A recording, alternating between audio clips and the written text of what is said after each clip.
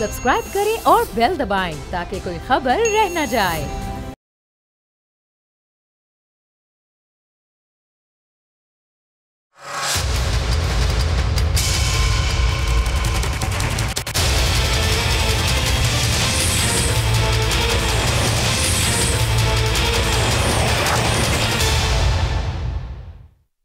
बिस्मिल्लाहिर्रहमानिर्रहीम, अस्सलाम वालेकुम। मैं हूं जास्मीन मंजूर और आप देख रहे हैं प्रोग्राम बस बहुत हो गया। नाज़रीन, पाकिस्तान की जो सियासी सूरत हाल है वो हर रोज़ तब्दील होती नज़र आ रही है।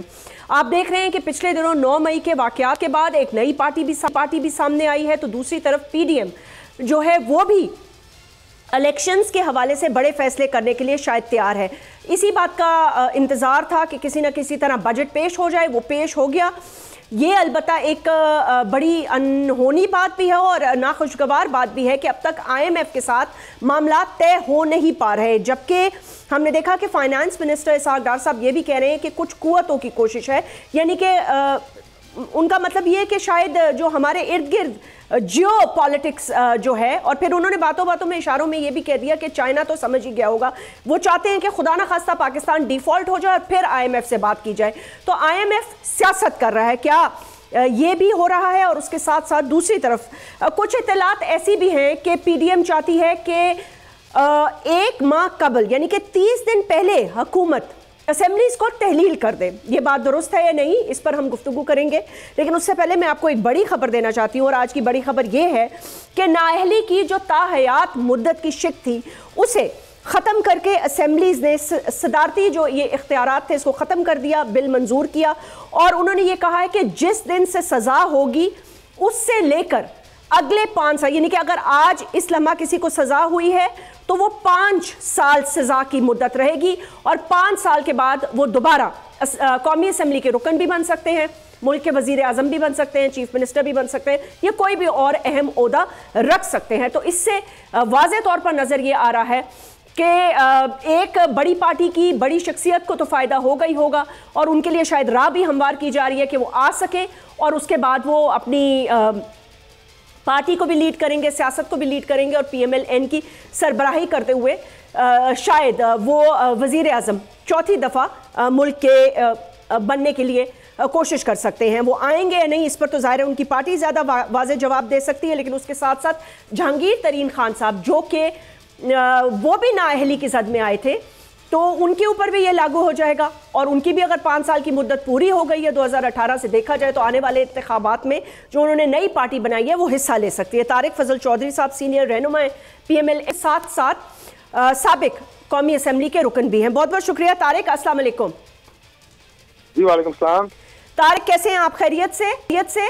जी मैं बिल्कुल ठीक। जैस्मीन, आप खैरियत से? जी शुक्र अल्लाह ताला का। उसामा गाजी भी हमारे साथ हैं, हमारे सीनियर एंकर भी हैं और अभी एज एन एनालिस्ट मुझे ज्वाइन करें। तारिक, मुझे ये बताइएगा कि अभी थोड़ी देर पहले खबरें भी आ रही थी और कुछ पता चला PDM के इजलास में क्या ऐसा फैसला किया जा रहा है या इस पर गौर किया जा रहा है कि मुद्दत असेंबली 30 डेज पहले तहलील कर दी जाए अगर सब इस पर एग्री हो, क्योंकि इससे कहते हैं 30 दिन और मजीद मिल जाएंगे इलेक्शन कैंपेन के लिए। क्या ये मुमकिन है? क्या इस पर गौर व फिक्र हो रहा है? देखिए, ऐसी कोई बात जस्टिन बराह रास्त तो ज़ेर गौर नहीं है, लेकिन अगर असेंबली वक्त से पहले इसलिए तहलील की जाए कि आपको 30 दिन की मोहलत मजीद मिले कैंपेन के लिए, वो फिर 30 दिन पहले अगर आप डिसॉल्व करेंगे तो मतलब तो वही हुआ, यानी जिस दिन आपने असेंबली डिसॉल्व की अल्टीमेटली उसके 90 दिन के बाद इंतखाबात, और अगर आप मुद्दत पूरी की तो 30 दिन वो भी ज़ाहिर है आप ही के पास है, उसमें कैंपेन भी हो सकती है, और 60 दिन और, तो फिर भी 90 दिन बनते हैं।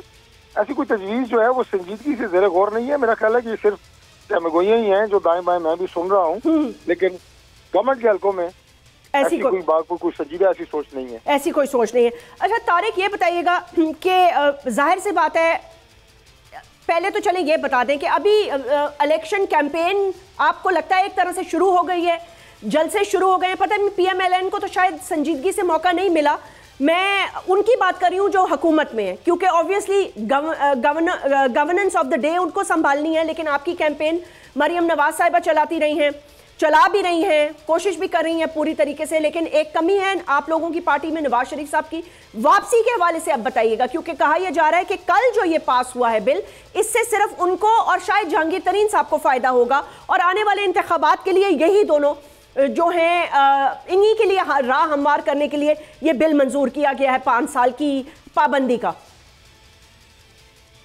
देखिए, ये बिल्कुल ऐसी बात है जो आप ये कह रहे हैं कि ये बिल खास तौर पे 2 शख्सियात के लिए मंजूर किया गया है कि मैं अगर या कोई भी शख्स अगर हुकूमत में हो और वो कोई ऐसा रास्ता जो उसके घर को आ रहा हो उसे बेहतर बना रहा हो या बनवा रहा हो तो समझा ये जाएगा शायद ये अपना फ़ायदा कर रहा है, लेकिन उससे पूरा इलाका गुजरता है, उससे लाखों की तादाद में लोगों को फ़ायदा होता है। बात यह है कि इससे पहले भी कुछ ऐसे कवानीन थे जो मंसूब किए गए कि वो मखसूस शख्सियत के लिए हैं। तो मैं ये कहूँगा कि जब आपके आइन में ये बात दर्ज नहीं है, नाअहली की मुद्दत कैसी है, तो बहरहाल आपने इसको इस इशू को अपने रिजॉल्व तो करना था और आज नहीं तो कल इसमें रिजॉल्व होना था। और ये अच्छा है कि इसमें क्लैरिटी आ गई है, क्योंकि इसमें बिल्कुल आप ये कहें कि इबाहम था और ये बात क्लियर नहीं थी कि जब भी किसी को नाअहल किया जाएगा तो वो कितने अरसे के लिए होगा। अब इससे अगर मियां नवाज शरीफ साहब को फ़ायदा होता है, जहांगीर तरीन साहब को फ़ायदा होता है, तो और भी बहुत सारे लोगों को फ़ायदा होगा। ये सिर्फ ऐसा नहीं है कि उनके लिए पर्सन स्पेसिफिक लॉ बनाया गया है। अच्छा, लेकिन तारिक फजल चौधरी साहब, आपको ये तो पता है ना कि ये तो सबको पता है कि 2017-18 में एक चलती हुकूमत, 2/3 अक्सरियत, फिर पनामा लीग्स, फिर उसके बाद JIT, फिर उसके बाद एक 2/3 मेजॉरिटी से इलेक्टेड प्राइम मिनिस्टर घर गए, शायद खाकान अब्बासी आ गए, उन्होंने टेन्योर पूरा किया। उनको ना सिर्फ सियासत से बल्कि उसके साथ साथ सियासत से भी उनको ये कहा गया कि वो जो सियासी ओहदा भी नहीं रख सकते और पार्टी को भी लीड नहीं कर सकते। तो अब ये सुनने में आ रहा है कि इस लॉ के बाद ये सब जो राह हमवार हो गई है, तो जो भी लोग हों, चाहे नवाज शरीफ साहब हों, जहांगीर तरीन साहब हों या जो भी हों, वो मुल्क वापस आएंगे। चलिए बता दें, इसके बाद नवाज शरीफ साहब आपको लगता है आने वाले इलेक्शंस में खुद कम्पीट करेंगे, आएंगे और उसके साथ साथ अपनी लीड भी करेंगे पार्टी की सियासत को वापस?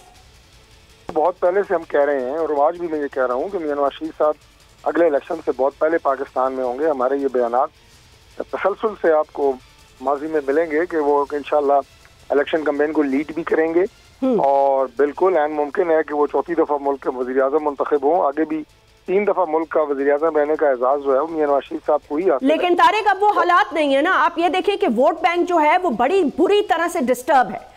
आप इस वक्त चाहते ना चाहते हुए आप लोग कितने ही अच्छे फैसले क्यों ना कर लें, आप कितना ही ये बात बता दें कि हमने डिफॉल्ट से बचा रहे हैं, हम ये करें। देखिए, एक तो IMF के साथ मुआहिदा ना हो पाना, उसके अलावा 2 बिलियन की रकम जो बाकी ममालिक से आनी है, जो नहीं आ रही, वो इस वजह से ही रुकी हुई है। UAE से भी रुकी हुई है और सऊदी अरेबिया से भी रुकी हुई है कि वो IMF से शराइत हैं। फिर आपके स्विस प्लेजेस भी नहीं आ रहे जो थे, वो भी IMF से उनको भी IMF से जोड़ा गया कि जी IMF के प्रोग्राम में चले जाए। फिर डार साहब का ये कहना कि कुछ जियोपॉलिटिकल सिचुएशन ऐसी पैदा की जा रही है कि मुल्क खुदा न खास्ता डिफॉल्ट करे, हमें मजबूर किया जाए, हम होंगे नहीं लेकिन हमें किया जाए और फिर हम IMF से बात करें। तो फिर मुझे आपको लगता है कि आप इलेक्शंस में जीत सकते हैं या जीतने की कोई सिचुएशन क्रिएट होगी? तो पीपल्स पार्टी भी अपने आप को इससे अलग कर रही है, बजट से भी और इन तमाम मामलात से। देखिए, पीपल्स पार्टी जो है वो सबसे पहले इसकी बात करूंगा, वो PDM का हिस्सा या कोalition गवर्नमेंट का हिस्सा तो जरूर है, लेकिन वो एक अलग सियासी जमात है और इलेक्शन जो है वो ऐन मुमकिन है, बल्कि गुमान गालिब है कि वो अपने अपने प्लेटफॉर्म से सियासी जमातें लड़ेंगी। तो लिहाजा उसने हुकूमत में भी रहना है और कोई थोड़ी थोड़ी सियासत भी पीपल्स पार्टी ने करनी है और वो ये कर रहे हैं। ठीक, बाकी जो अवामी मकबूलियत है इसका फैसला पाकिस्तान के अवाम करेंगे। चैलेंजेस क्या हैं, उन चैलेंजेस के अंदर रह के हमने किस तरह काम किया, इतना मुश्किल था इसको डिलीवर करना, ये बातें भी अवाम जानते हैं। और इमरान खान साहब जो तीसरी एक आप ये कहें कि पार्टी है, उसकी कारकर्दगी भी वो भी अवाम के सामने जिस तरह उन्होंने चाहा। वो तो ठीक है 9 मई के बाद देखें जो भी वाकयात हुए उसकी जितनी भी मजम्मत की जाए वो कम है। मामलात कहां से कहां पहुंच गए, एक अरूज से जवाल की सिचुएशन है। लेकिन वो तो अभी भी ये कह रहे हैं कि जी मकबूलियत तो आप मुझे माइनस भी कर दें तो मकबूलियत तो मेरी पार्टी की है, मेरी है, ये तो वोट डिसाइड करेगा ना। तो अब तहरीक इंसाफ तो मौजूद है मतलब आपको लगता है कि आप उसका वोट तोड़ सकेंगे इन हालात में? क्योंकि जो कुछ भी हो रहा है या जिस तरह पकड़ धक्कर हो रही है, जो भी हो रहा है, मैं इस डिबेट में नहीं जा रही सही या गलत। मुझे पता है कि ये बिल्कुल 9 मई के बाद अनटॉलरेबल सिचुएशन थी, एक इनटॉलरेबल सिचुएशन थी ये पाकिस्तान के लिए, जिसको कहा जाता है कि पाकिस्तान की ये रेड लाइन थी जो दिफाई तनसीबात में हमले किया सब कुछ। लेकिन पॉपुलैरिटी का ग्राफ कभी भी हुकूमत के पास नहीं होता, क्योंकि वो जब भी इलेक्शन में जाते हैं मुश्किल वक्त गुजार के जाते हैं, तो इससे तो अपोजिशन को फायदा है और उनको ज्यादा फायदा है। देखिए जैस्मीन, इसमें कोई शक नहीं है कि हुकूमत में रहना बिल्कुल पाकिस्तान के मौजूदा हालात में बहुत बड़ा चैलेंज है, और हमेशा से एक चैलेंज रहा है, लेकिन ये चैलेंज इस वक्त बहुत बड़ा है। और अवाम की जो तवक्कुआत है वो पूरी ना करना या वो पूरी नहीं अगर हो रही और अवाम जो है वो परेशान है, उसका इम्पैक्ट जाहिर है आपकी पॉपुलैरिटी के ऊपर बराह रास्त आता है। लेकिन देखना ये है कि आपके मद्दे मुकाबिल जमातें जो हैं वो क्या है और वो कितनी मकबूलियत रखते हैं।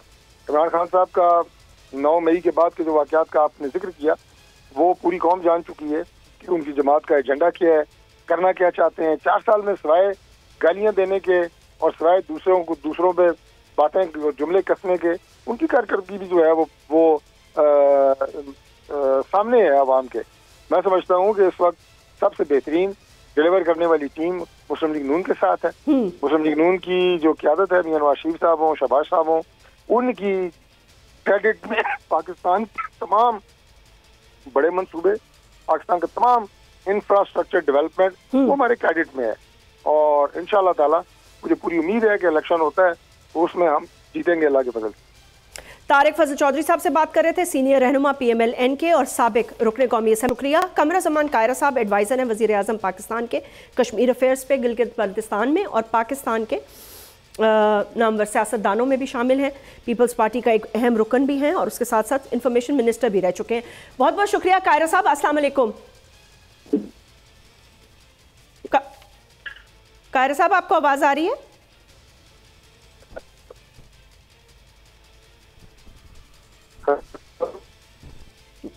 ठीक है, आपको दोबारा कनेक्ट करते हैं। कायरा साहब, मुझे आवाज़ आपकी क्लियर नहीं आ रही, थोड़ा कनेक्ट करके और पहले ज़रा ऑडियो चेक करके। उस तक मैं उसामा आपकी तरफ आना चाहती हूँ। ये जो सिचुएशन क्रिएट हो गई है, चले मैं बाकी वोट बैंक तो छोड़ दें, पीपल्स पार्टी भी ओके। कायरा साहब, आप मेरी आवाज़ सुन सकते हैं? जी सुन रहा हूँ। जी अस्सलाम वालेकुम, कैसे हैं? खैरियत। अच्छा, सॉरी कायरा साहब, मुझे आवाज़ आपकी थोड़ी सी क्लियर नहीं आ रही थी। आई थिंक आप शायद कहीं बिजी भी हैं, वक्त निकालने का शुक्रिया। कायरा साहब, मुझे बताएं कि सियासी सूरत हाल में जिस तरह पॉलिटिकल पार्टीज बन रही हैं, टूट रही हैं, आ रही हैं, ये तो सारी पॉलिटिकल पार्टीज का वोट बैंक बहुत बुरी तरह मुतासर होने वाला है। और जब आप हुकूमत में रहकर जाते हैं, मैं सिंध और कराची की बात नहीं करी, इसको छोड़ दें, चले पूरे नेशनल लेवल पर एक कल जो बिल भी पास हो गया, 5 साल की मुद्दत भी ख़त्म हो गई, नवाज शरीफ भी साहब भी वापस कहते हैं आ जाएंगे, वो भी आएंगे, अपनी पार्टी को लीड करेंगे, इलेक्शंस में उनका भी एक रोल होगा। तो आपको क्या लगता है कि मतलब है ये इलेक्शन किस किस्म का होगा? इलेक्शन उसी किस्म का होगा किस किस्म का होता है। पाकिस्तान की सारी सियासी जमातें उससे हिस्सा लेंगी। जो जमातें ऑलरेडी मौजूद हैं, और अगर कोई नई जमात बनी है तो वो भी हिस्सा ले लेगी। क्या होगा इलेक्शन में, क्या होगा इस किस्म का इलेक्शन, क्या मुराद? नहीं, मेरा मुराद ये नहीं है कि इलेक्शन में इस तरह क्या होगा। मतलब अगर पॉलिटिकल फ्रंट पे अगर देखा जाए तो जब हुकूमत में आप होते हैं और इलेक्शन के लिए जाते हैं तो आपने क्योंकि इतने मुश्किल डिसीजंस लिए होते हैं कि आपको वैसे ही कन्विंस करने में मुश्किल होता है कि भाई रोटी नहीं है, महंगाई है, IMF से मुआहिदा नहीं हो रहा, बहुत सारी मुश्किलात हैं पाकिस्तान की आवाम के लिए। तो इसका फायदा हमेशा ऑपोजिशन को होता है। तो ऑपोजिशन में इस वक्त कौन होगा ये आपको पता है? नथिंग रॉन्ग जी। पहली बात तो ये है कि बड़ी जमातें जब भी इलेक्शन में जाती हैं ना जी, तो इलेक्शन के करीब आके वो लोगों के लिए रिलीफ देती हैं। ये बात दुरुस्त है आपकी कि तल्ख फैसले इलेक्शन के करीब आके नहीं होते, पहले 2 सालों में होते हैं। लेकिन अगर मुल्क मजबूरी में और मुल्क मुश्किल में हो तो फिर आप ये नहीं देखते कि फैसले करते हैं कि हमें पाकिस्तान को या अपने मुल्क को आगे बढ़ाने के लिए क्या स्टेप्स दरकार है। हमने इन दिनों वही काम किया है कि पाकिस्तान की ज़रूरतों को सामने रखते हुए हमने फैसले लिए हैं और उसके नतीजे में यकीनन लोगों को मुश्किलात भी आई हैं। लेकिन सिर्फ ये पॉलिटिक्स नहीं होती कि आप लोगों को खुश करने के लिए झूठ बोलते चले जाएं। हकायक लोगों के सामने रखना भी, लोगों को हकायक से आगाह रखना भी सियासत है। और हम लोगों को ये बताएंगे कि ये क्या मजबूरियां थी, और अगर लोगों ने हमें वोट दिए तो बहुत अच्छा देंगे इंशाल्लाह। अभी आप देख लीजिए, ये जो सूबाई इंतखाबात हुए हैं या जो लोकल बॉडीज इंतखाब हुए हैं या जो कश्मीर के अंदर इंतखाब हुए, तो इसमें कायदा वोट डाले हैं, बड़े अच्छे तरीके से डाले हैं। और जिन जमातों के बारे में आपका जोम है कि वो जमातें बड़ी पॉपुलर होंगी और हम बड़ी मुश्किल में होंगे, तो आपके सामने है रिजल्ट। लेकिन फर्ज करें आपका तहफ़्फ़ुज़ दुरुस्त होता है जी, तो इवन देन हमें क्या करना चाहिए? हमें वही स्टेप लेने चाहिए जो पाकिस्तान के मुफाद में है, भले उससे हमारा सियासी नुकसान हो जाए।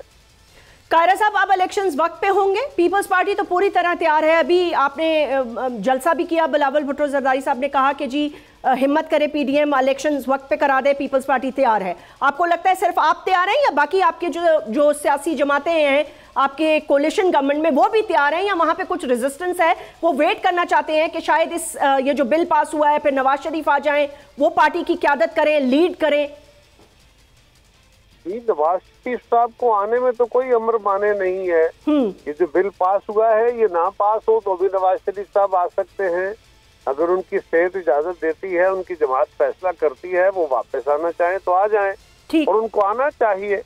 हाँ, बिल्कुल पीपल्स पार्टी वाज़ेह तौर पे इलेक्शन की हामी है। हम किसी सूरत में इलेक्शन को डिले करने के हक में नहीं है, और यही हम बाकी जमातों को भी कह रहे हैं।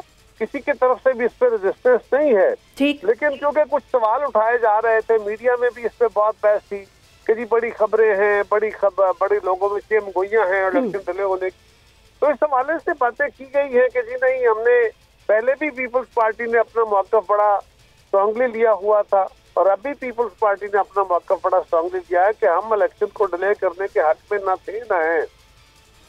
ठीक, तो इलेक्शन के डिले करने के हक में नहीं है। कमरुज़्ज़मान कायरा साहब से हम बात कर रहे थे। नाज़रीन, यहाँ पे एक वक्फा लेना चाहूँगी, वो आएंगे तो बात करेंगे कि सियासी मामलात किस तरफ जा रहे हैं।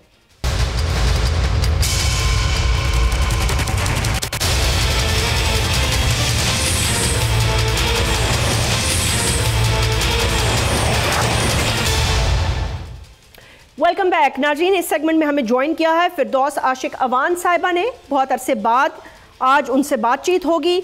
अब वो उनका जो ओहदा है वो है सेंट्रल सेक्रेटरी इत्तलात इस्तेकाम पाकिस्तान पार्टी, जो आपने देखा जहांगीर तरीन साहब की ने अपनी पार्टी बनाई, जिसमें के तहरीक इंसाफ के बहुत सारे लोग, 4-5 नामवर लोग जो हैं वो छोड़ के गए, और अभी भी वो मीडिया पर नहीं आ रहे, और दो के हम कोशिश भी करते हैं उनसे बात करने की तो वो बात नहीं करते।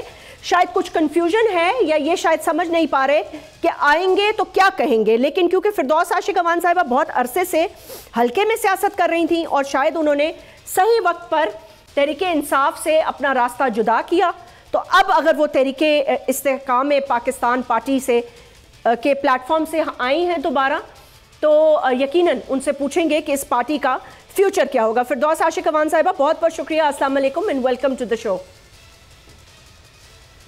Bismillahirrahmanirrahim, Jasmine, thank you so much for inviting me and good to see you after a long time. आपको भी देख के बहुत अच्छा लगा। फिरदौस आशिक अवान साहिबा, ये तो आप ब्रेक में जाने से पहले भी मैं और आप ये गुफ्तगू कर रहे थे, आपने एक मखसूस वक्त पे किनारा कशी की, और जब तक पूरी तरह भरपूर दिफा भी किया, सियासत भी की, तहरीक इंसाफ का साथ भी दिया, लेकिन फिर आप काफ़ी अरसे से खामोश हो गई, अपने हल्के की सियासत में लग गई, और तहरीक इंसाफ की जो मीडिया कवरेज में आपने एक इम्पॉर्टेंट रोल प्ले किया था, उससे आपने किनारा कशी कर ली। तो उस वक्त तक इदारों से तसादम शुरू हो गया था, आप नहीं चाहती थी शायद कि आप इस कोर्स पर जाए। जैस्मिन, आप और मैं, हमने नेशनल डिफेंस यूनिवर्सिटी में जो वर्कशॉप की, और जिस तरह से हमने नेशनल सिक्योरिटी पॉलिसी को बनाया, देखा और एनालाइज किया, एवेलुएट किया, और वो पाक फौज की जो सर्विसेज और नेशनल सिक्योरिटी ऑपरेटर्स की जो पाकिस्तान के लिए अनटायरिंग एफर्ट्स कंट्रीब्यूशंस हैं, वो ना आपसे ढकी छुपी है ना मुझसे ढकी छुपी। हमने देखा कि किस तरह पाकिस्तान का जो सॉवरेनिटी, टेरिटोरियल इंटेग्रिटी और ओवरऑल नेशनल इंटरेस्ट जो है उसकी हिफाजत के ज़ामन यूनिफॉर्म पहन के जब सरहदों पर खड़ा होते हैं तो उनके पीछे उनकी जो फैमिलीज हैं वो शहीद के रुतबे में आए या गाजी के रूप में आए, दोनों सूरतों में वो उनके लिए बाइस एजाज होता है। तो आपने देखा, मैंने देखा कि जनरल सरफराज सत्तार साहब जब शहीद हुए हेलीकॉप्टर एक्सीडेंट में, unfortunately he was part of my constituency और मेरे साथ वाले गांव से उनका ताल्लुक था। और जिस दिन उनकी शहादत हुई और जिस तरह का ट्रेंड्स पाक फौज के खिलाफ चलाया गया हमारे कुछ नादान दोस्तों की तरफ से, वो स्ट्रीट बॉयज, वो अंडर 19 जो अपना टॉप ट्रेंड सोशल मीडिया में लेने के लिए अफवाज पाकिस्तान की तज़हीक कर रहे थे, अदारों को बदनाम कर रहे थे, और जिस तरह राह हमारे पाकिस्तान मुखालफिन उनको शेयर कर रहे थे अपनी वेबसाइट्स पे और ट्विटर अकाउंट्स में, ज़्यादा से ज़्यादा उस कंटेंट को फैला रहे थे, और किस तरह रेटिंग एक रात में आपकी फौज की गिराई गई सिर्फ पाकिस्तान मुखालफिन को खुश करने के लिए।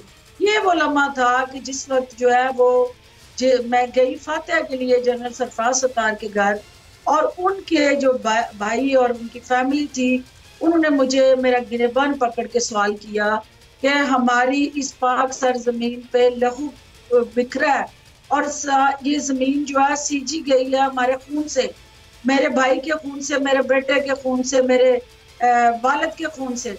तो ये रिवार्ड है आपका कि you being the government, you being the main stream political force, आप लोग ये कर रहे हैं हमारे शोहदा के साथ कि इस तरह से आप उनकी ट्रोलिंग कर रहे हैं, इस तरह से हमारे जख्मों पे नमक पाशी कर रहे हैं, और मुझे जवाब दें कि आप इस जमात के अंदर हमारे लिए कब बोलेंगे। तो मैंने वहीं बैठ के अपनी फेसबुक पे मैंने उनके साथ कंडेम की थी वो तमाम। ठीक, उसी वक्त आपने फैसला ले लिया। ठीक है, फिरदौस साहिबा थोड़ा आगे बढ़ते हैं। जी जी जी, ना इंसाफी का हिस्सा डॉक्टर फिरदौस नहीं बनेंगी। ठीक है, फिरदौस आशिक अवान साहिबा आगे बढ़ते हैं। जरा मुझे ये बताइएगा, आपको मेरी आवाज आ रही है आपको? जी जी जी जी, फिरदौस आशिक अवान साहिबा थोड़ा आगे बढ़ते हैं। अब देखिए, इलेक्शन का साल है और जाहिर सी बात है बाकी पॉलिटिकल पार्टीज भी इलेक्शन की तैयारियां कर रही हैं, इस्तेकाम पाकिस्तान भी तैयारी करेगी, लेकिन इस्तेकाम पाकिस्तान में आपको लगता है कि कोई ऐसी चीज़ या कोई ऐसी, और मैं जहांगीर खान तरीन साहब को छोड़कर बात कर रही हूँ, उनका अपना एक असर रसूख है, उनका अपना एक सियासी कद है, उनका अपना एक वोट बैंक है जो ज़ाहिर है उनकी ज़ात तक या थोड़ा सा और बढ़कर इन्फ्लुएंस कर सकता है।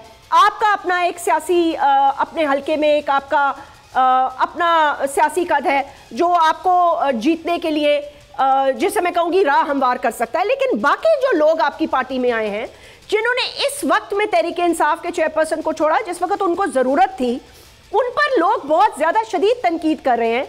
आपकी पार्टी उन्होंने ज्वाइन की है, तो मुझे समझ में नहीं आ रहा कि वो आपको लगता है वो जीत पाएंगे या उनका कोई फ्यूचर है पॉलिटिकली?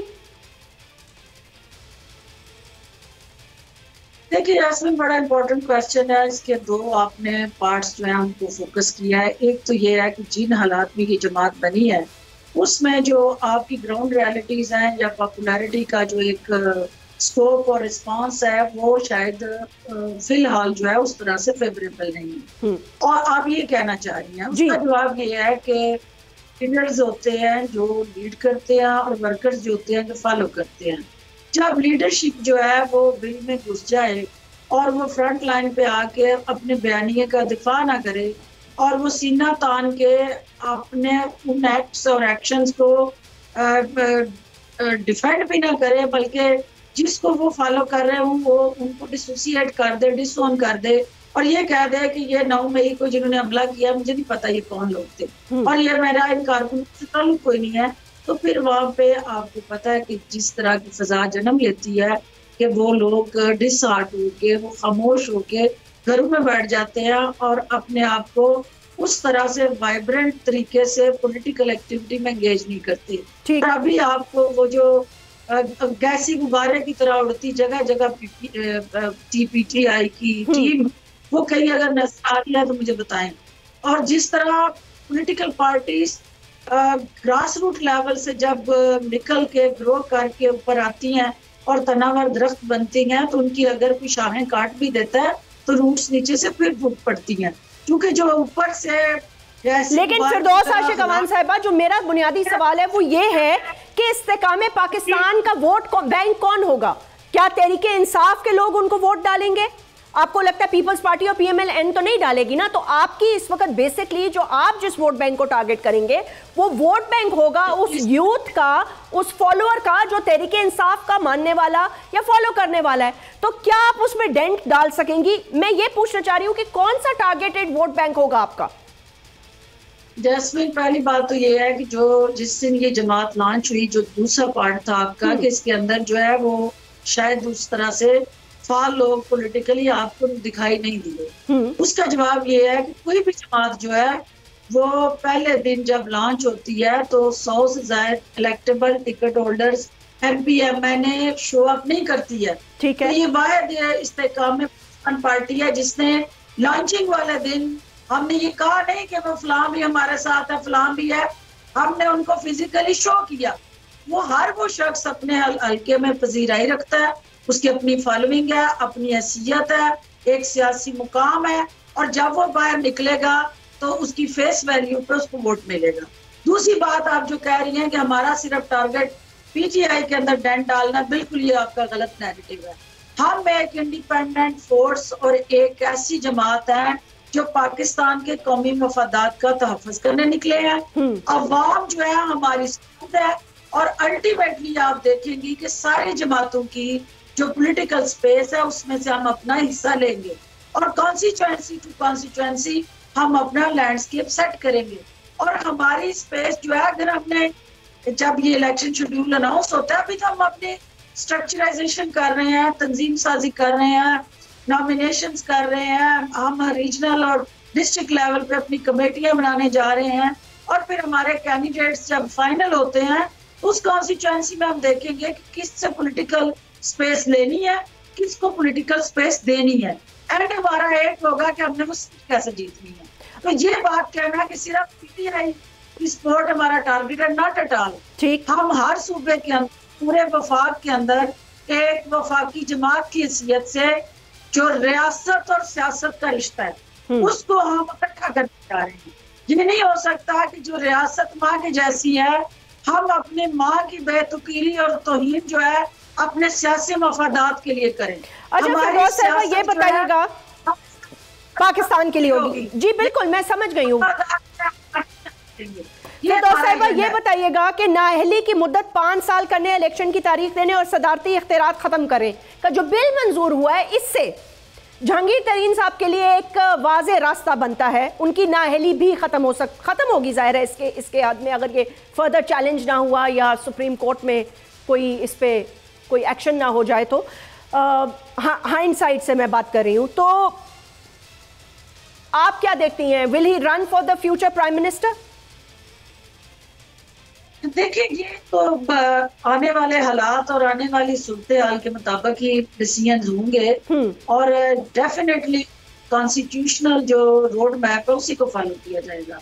वो रिस्ट्रिक्शंस जब कानून से हटी हैं, तरमीम आई हैं, और वो तरमीम प्रॉपर एक कानून का हिस्सा बन जाएगी, तो जहाँ बाकी लोग बेनिफिशरीज होंगे, जहांगीर तरीन को क्यों नहीं, वो भी इस पाकिस्तान के शहरी हैं, उनका भी हक है इस पाकिस्तान जमीन पे, उन्होंने भी कंट्रीब्यूट किया है, ये भी एक पॉलिटिकल फॉलोइंग है, और definitely he will run the show and we will support him as one of our party team head. और जो उन्होंने इस वक्त आपको भी पता है कि जिस जमात का आप जिक्र कर रही हैं, उस जमात के आर्किटेक्ट वही थे, उस जमात का जो बुत तराशने वाला जो सबसे ज्यादा इम्पोर्टेंट फेस था वो जहांगीर तरीन था। तो जो बुत तराशता है वो बुत भी करता है, उसको पता होता है कि वीकनेस किधर है और स्ट्रेंथ किधर है। ये बात आपकी दुरुस्त है। देखिए मैं तो बिल्कुल इस बात से एग्री करती हूँ कि उनका एक बहुत सियासी कद है उन्होंने, और मैं समझती हूँ उन्होंने अपना सब्र का भी बहुत मुजाहरा किया है। वो एक साबिर इंसान है और जिस तरह के हमले आपकी हुकूमत ने उस वक्त उन पे किए, यहाँ तक कि मैंने तो उस वक्त ट्वीट भी ये किया था कि इंसान थोड़ा सा अपने मौसनों का लिहाज करता है। खैर मुझे नहीं पता कि आपस की तकलीफ क्या थी और किस बात पे रंजिश इतनी पहुंच गई कि उनकी बेटियों तक पर भी FIR काटी, लेकिन वो फिर भी सब्र से और खामोशी से बैठे रहे। यास्मीन, आपकी बहन के जुर्म में से ये भी एक बहुत बड़ा जुर्म था कि मेरे पे ये प्रेशर था कि वो शख्स जो मुझे PTI में लेके गया मैं उसके खिलाफ बोलूं, मैं उसके खिलाफ प्रेस कॉन्फ्रेंस, मैं उसके खिलाफ ट्वीट करूं। आपको पता है कि ये जो लोग आज नादान इस्तेकाम पाकिस्तान पार्टी पे तनकीद कर रहे हैं, उनको शायद ये नहीं पता कि ये शख्स जिसको नाअहल कर दिया गया था, जिसको नाकर्दा गुनाहों की सजा दी गई थी, उसको कोई लालच नहीं था।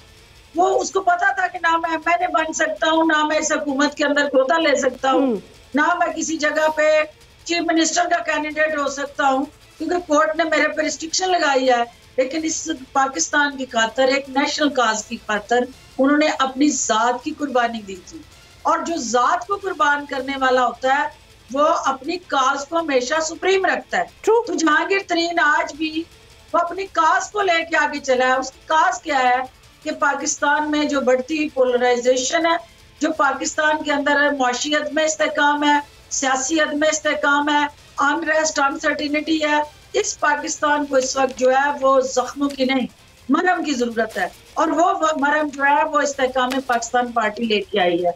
हमने सब कुछ जोड़ना है, हमने नफरत और दुश्मनी और अदावत की जो सियासत है उसको खत्म करना है, से पुश डाल दी। ठीक, एक नए रोड के साथ इस मुत्तहिदा पाकिस्तान के स्लोगन के साथ आगे बढ़ रहे हैं। बहुत बहुत शुक्रिया सारी जमातों जी। फिरदौस साहब बहुत बहुत शुक्रिया। मंशूर भी बताया और ये भी बताया कि इस्तेकाम पाकिस्तान पार्टी जो है वो पाकिस्तान में आइंदा आने वाले वक्त में किस किस्म की सियासत करेगी। नाज़रीन, आज वक्त ख़त्म हुआ जाता है, यहीं पर इख्तिताम करेंगे। कल आपसे फिर मुलाकात होगी। अल्लाह हाफ़िज़।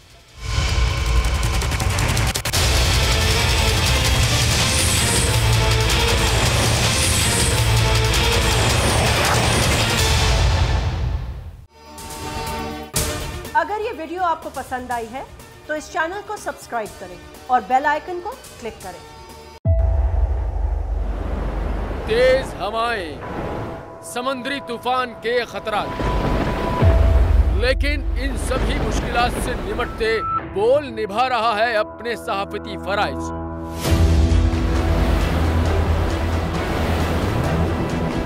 समुद्री तूफान बिपोर जॉय की ट्रांसमिशन बोल रहा है सबसे आगे। किस तरह से और कहां पे ये समुद्री तूफान पाकिस्तान के कौन से इलाकों को हिट कर सकता है, बोल रहा सबसे आगे। लम्हा बा लम्हा हर खबर से किया आवाम को आगाह। इस वक्त जो है मौजूदा सूरत हाल काफी हद तक तशवीशनाक होती जा रही है। खेती बंदर ठट्टा पे ज्यादा ये हिट करेगा तमाम।